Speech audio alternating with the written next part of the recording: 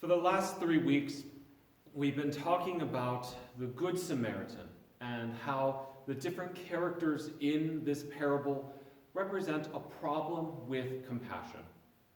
Now, the lawyer teaches us that there are people out there who are very hard to be compassionate towards. The victim, a perfect representation of humanity, teaches us that we are not always the best at receiving compassion.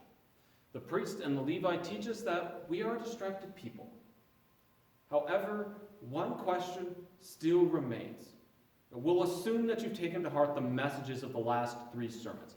You're showing love to yourself by allowing love to be shown to you from anyone that will offer. Your heart is setting on loving everyone indiscriminately and equally. You've set aside those distractions that have blinded you to the need of those around you.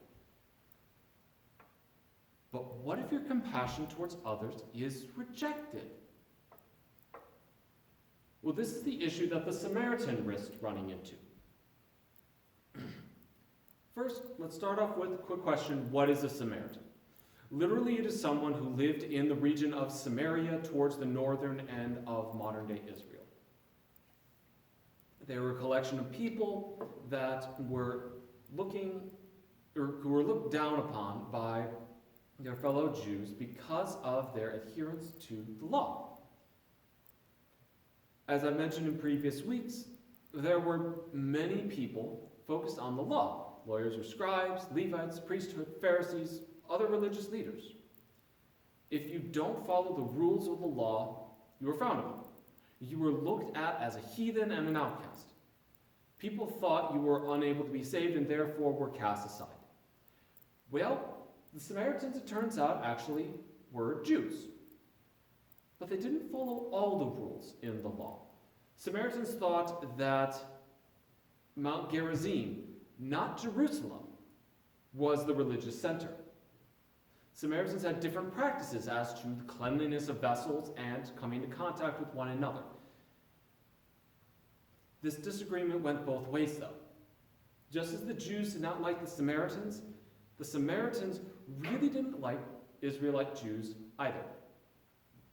They claimed that the Israelite Jews distorted their copies of the Torah to minimize the importance of Mount Gerizim. The Samaritans claimed they were, in fact, the proper descendants of Israel.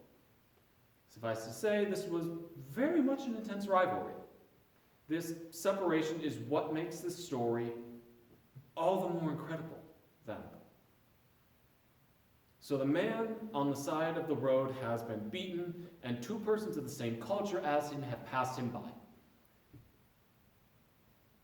Enter the Samaritan, stage left. The man on the side of the road would reject his help if he knew who was helping him.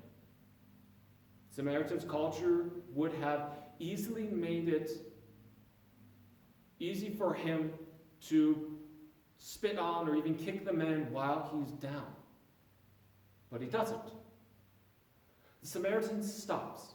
He helps the victimized man. The Samaritan takes many risks in this story. Firstly, he risks falling prey to the robbers that beat the other man because he is stopping on the road to help. Secondly, he risks his health by coming into contact with the wounds and bodily fluids of this strange, beaten man.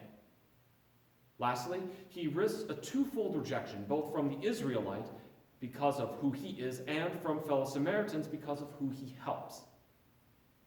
Nonetheless, he takes risks, all for the wellness of someone who doesn't know and may never cross paths with him again in life. This is because the Samaritan is not distracted by the law or cultural norms. He accepts the potential for rejection in doing what is right and humane. He genuinely cares for the well-being of this strange man, because he stands to gain nothing from this. In short, he embodies what love truly is. That is our challenge as children of God, to do as the Good Samaritan does. We need to genuinely care for one another, even amidst standing to gain nothing from it. We need to willingly and knowingly cross lines and break rules for what is right, just, and expresses God's love. We need to cross those lines even at the risk of facing rejection. We need to set aside the distractions of one's life for the needs of another's life. Now, I keep mentioning rejection, like it's a fly that can just be brushed off. But rejection is not something we take lightly. Rejection hurts. It does. It can be upsetting. So, what do you do if your help is rejected? As hard as it might be, don't despair. Keep in mind that love ceases to be love if it is forced. You offer it out of the goodness of your heart, and in love, you accept the rejection knowing that you have still done something right. In all truth, you have already shown compassion. Compassion is simply the act of showing that you care. You can go on mission trips to say you did them, but if that love for those you help isn't there, that's not compassion, that's self-fulfillment. Compassion is expressed simply in offering your help, in expressing a willingness to help a person bear the weight of their troubles, to listen when they need someone to talk to see them and not just yourself as real, as able to hurt in this world.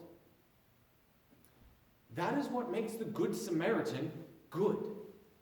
It wasn't that he bandaged the man's wounds. It wasn't that he put the man on his animal and walked on the road himself. It wasn't that he put the man up in an inn and paid his medical expenses. He was good because he went out of his way to do what others didn't. He cared enough to offer the help in the first place. And he did these things out of love in its purest form. Compassion, being a neighbor, it's not about succeeding in giving the help. It's offering it in the first place. So, I ask you, how have you been a neighbor today?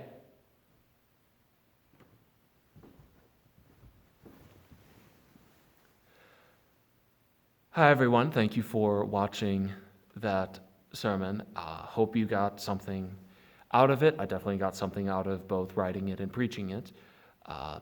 Feel free to check out the rest of the videos on my channel. Hopefully they will have some meaning for you as well. Blessings.